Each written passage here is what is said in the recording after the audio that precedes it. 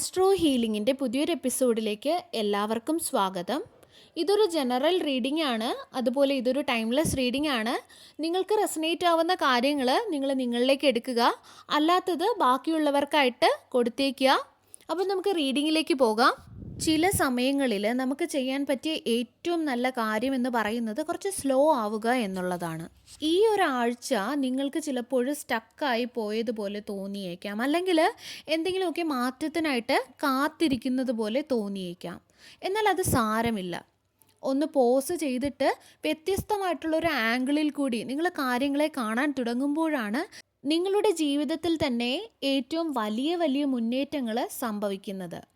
നിങ്ങൾ ആഗ്രഹിക്കുന്ന രീതിയിൽ തന്നെ എല്ലാ കാര്യങ്ങളും നടക്കണം, അല്ലെങ്കിൽ മുന്നോട്ട് പോകണം എന്നുള്ളത് നിങ്ങൾ ലെറ്റ് ഗോ ചെയ്യേണ്ട ഒരു സമയമാണ് എന്നിവിടെ കാണാം. കാത്തിരിപ്പിന് ചില അർത്ഥങ്ങളുണ്ട്. നിങ്ങൾ ഇതുവരെയും പരിഗണിക്കാത്ത ഒരു പേഴ്സ്പെക്റ്റീവിൽ കൂടി കാര്യങ്ങളെ കാണാൻ പോവുകയാണ് നിങ്ങൾ. ഇപ്പോൾ ഈ ഒരു സ്റ്റക്കായി എന്ന് തോന്നുന്നത് യഥാർത്ഥത്തിൽ നിങ്ങൾക്കുള്ള ഒരു അനുഗ്രഹമായിട്ടാണ്, അല്ലെങ്കിൽ നിങ്ങൾക്കുള്ള ഒരു ഒരുക്കമായിട്ടാണ് എനിക്ക് ഫീൽ ചെയ്യുന്നത്. ഈ ആഴ്ചയിൽ നിങ്ങൾ നിങ്ങളെ കൂടുതലായിട്ട് ഒന്നിനും ഫോഴ്സ് ചെയ്യാതിരിക്കുക. നിങ്ങളുടെ അടുത്ത് ഇപ്പോൾ എന്താണോ ഉള്ളത് അത് നിങ്ങൾ വളരെ കൃത്യമായിട്ട് ചെയ്തുകൊണ്ടേയിരിക്കുക. അതുപോലെ നിങ്ങളുടെ സാഹചര്യം അത് എന്ത് തന്നെ ആയാലും അത് നിങ്ങൾ വ്യത്യസ്തമായിട്ടുള്ളൊരു ആംഗിളിൽ കൂടി കണ്ടു തുടങ്ങുക. അവിടെ നിങ്ങൾക്ക് ഏതെങ്കിലുമൊക്കെ ഒരു പോസിറ്റീവായിട്ടുള്ള കാര്യം ഉണ്ടായിരിക്കും. അത് ചിലപ്പോൾ നിങ്ങളുടെ ജീവിതത്തിൽ നിന്നും ഒരു വ്യക്തി പോയതോ, അല്ലെങ്കിൽ ഒരു എക്സാമിന് വേണ്ടി പ്രിപ്പയർ ചെയ്യുന്നതോ, അല്ലെങ്കിൽ വളരെ കാലമായിട്ട് നിങ്ങളുടെ ഏതെങ്കിലും ആഗ്രഹത്തിനായിട്ട് നിങ്ങളുടെ ഒരു കാത്തിരിപ്പുമാകാം. പക്ഷേ ഈ ഒരു കാത്തിരിപ്പ് അല്ലെങ്കിൽ എന്തു തന്നെയായാലും അതിന് പോസിറ്റീവായിട്ടുള്ളൊരു വശം കൂടി ഉണ്ട് എന്ന് ഇവിടെ കാണുന്നു. ഇനി ഒന്നും തന്നെ സംഭവിച്ചില്ലെന്ന് നിങ്ങൾക്ക് തോന്നുകയാണെങ്കിൽ പോലും നിങ്ങൾ അറിയാതെ മറഞ്ഞിരുന്നു കൊണ്ട് ചില അനുഗ്രഹങ്ങൾ നിങ്ങൾക്കായിട്ട് മാനിഫെസ്റ്റ് ചെയ്യപ്പെടുന്നതായിട്ട് എനിക്കിവിടെ മനസ്സിലാകുന്നു. നിങ്ങൾ കൺട്രോൾ ചെയ്യാൻ ശ്രമിക്കുന്ന ആ ഒരു കാര്യത്തെ നിങ്ങൾ ലെറ്റ് ഗോ ചെയ്യുക. അത് എങ്ങനെയാണോ നടക്കാൻ പോകുന്നത് അതുപോലെ നടക്കാൻ അതിനെ അനുവദിക്കുക. അതുപോലെ ആരെങ്കിലും പറഞ്ഞ പ്ലാൻസിൽ എന്തെങ്കിലുമൊക്കെ മാറ്റം വരുത്തുകയോ അല്ലെങ്കിൽ അതിൽ നിന്ന് മാറുകയോ ചെയ്താൽ ആ ഒരു കാര്യത്തിനുള്ള ആ ഒരു സമയം ഇപ്പോൾ ആയില്ല എന്ന് നിങ്ങൾ മനസ്സിലാക്കുക. അതുപോലെ മറ്റൊരു കാര്യം, ആരോ ഒരാൾ നിങ്ങളുടെ ജീവിതത്തിലേക്ക് കടന്നു വരികയാണ് എന്ന് കാണാം. നിങ്ങൾ വളരെ കാലമായിട്ട് മാനിഫെസ്റ്റ് ചെയ്തുകൊണ്ടിരുന്ന ഒരു വ്യക്തിയാണിത്. നിങ്ങളുടെ കൂടെ വേണമെന്ന് നിങ്ങൾ വളരെയധികം സ്വപ്നം കണ്ടിരുന്ന അല്ലെങ്കിൽ ആഗ്രഹിച്ചിരുന്ന രീതിയിലുള്ള ഒരു വ്യക്തിയാണിത്. നിങ്ങളെന്നും ആഗ്രഹിച്ചിരുന്ന അതേ രീതിയിൽ തന്നെ ആയിരിക്കും അവർ നിങ്ങളോട് പെരുമാറുക. അതുപോലെ അവർക്ക് നിങ്ങളോട് വളരെയധികം താല്പര്യമുണ്ട് എന്ന് കാണാം.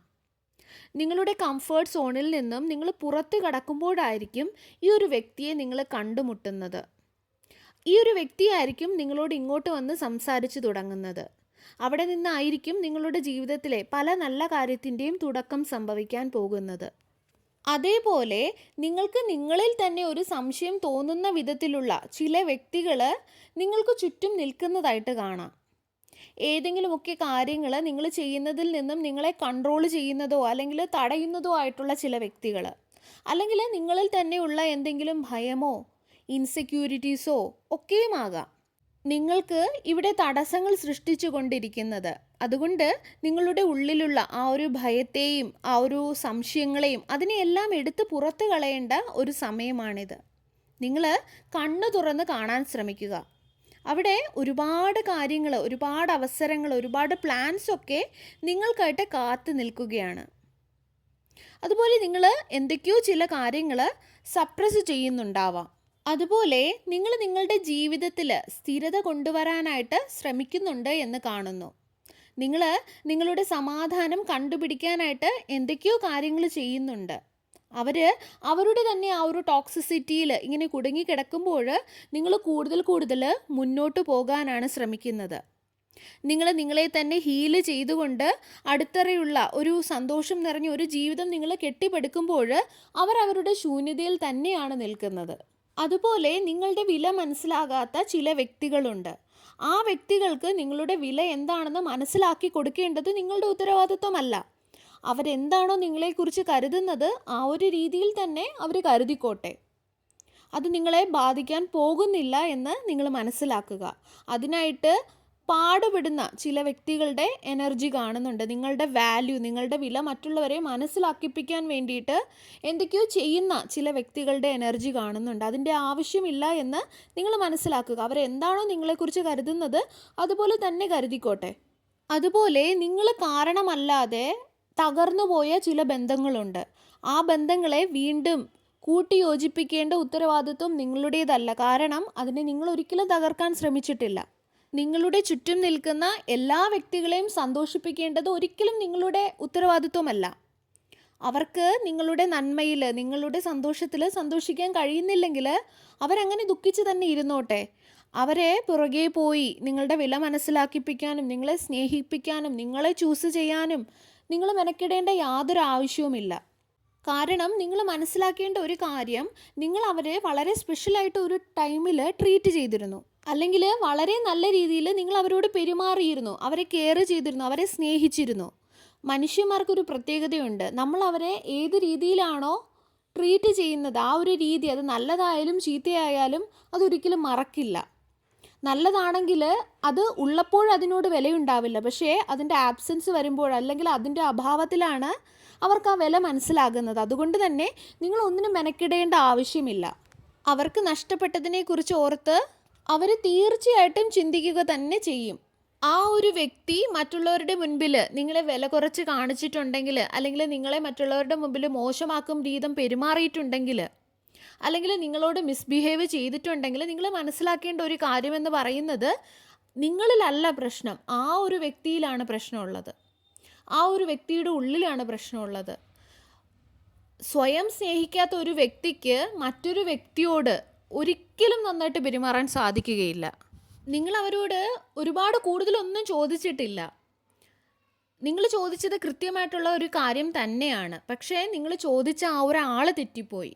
അതായത് ഡയമണ്ടിൻ്റെ മൂല്യം അറിയാത്ത ഒരു വ്യക്തിയുടെ കയ്യിലാണ് ഡയമണ്ടോ ഗോൾഡോ കിട്ടുന്നതെങ്കിൽ അവർക്ക് ആ ഒരു ഡയമണ്ടോ ഗോൾഡോ വെറും ഒരു കല്ല് പോലെ ആയിരിക്കും. അതുപോലെയാണ് അവരുടെ കയ്യിൽ നിങ്ങൾ ആയിരുന്നത്. അതുപോലെ എല്ലാ കാര്യങ്ങൾക്കും യെസ് പറയുന്ന അല്ലെങ്കിൽ നോ പറയാൻ അറിയാത്ത ചില വ്യക്തികളുടെ എനർജി കാണുന്നു. നിങ്ങളിങ്ങനെ എപ്പോഴും നോ അല്ലെങ്കിൽ നോ പറയാൻ ബുദ്ധിമുട്ടുമ്പോൾ, അല്ലെങ്കിൽ എനിക്കിത് പറ്റില്ല എന്ന് പറയാൻ ബുദ്ധിമുട്ടുമ്പോൾ നിങ്ങളുടെ ചുറ്റുമുള്ള പല വ്യക്തികൾക്കും മനസ്സിലാകില്ല നിങ്ങളുടെ ബൗണ്ടറി എവിടെയാണുള്ളതെന്ന്. അതുകൊണ്ട് തന്നെ അവർ വീണ്ടും വീണ്ടും നിങ്ങൾക്ക് പറ്റാത്ത കാര്യങ്ങൾ നിങ്ങളോട് പറഞ്ഞുകൊണ്ടേയിരിക്കും. അതിന് നിങ്ങൾ നോ പറയാതെ യെസ് തന്നെ പറഞ്ഞ് ചെയ്തുകൊണ്ടുമിരിക്കും. അത് പിന്നീട് നിങ്ങളെ യൂസ് ചെയ്യുന്നത് പോലെ നിങ്ങൾക്ക് തോന്നിയേക്കാം. അതുകൊണ്ട് നിങ്ങളുടെ ബൗണ്ടറി, നിങ്ങളുടെ ലൈൻ എവിടെ വരയ്ക്കണമെന്ന് നിങ്ങൾ മറ്റുള്ളവർക്ക് പറഞ്ഞു തന്നെ കൊടുക്കുക.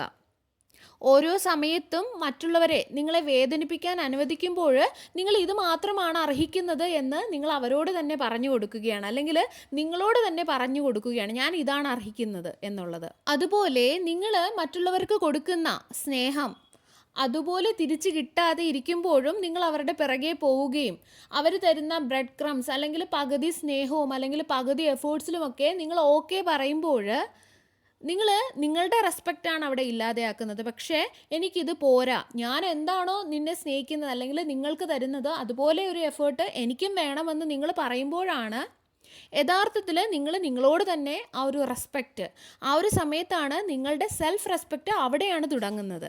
സർവേശ്വരൻ്റെ എല്ലാവിധ അനുഗ്രഹങ്ങളും നിങ്ങൾക്ക് എല്ലാവർക്കും ഉണ്ടാകട്ടെ.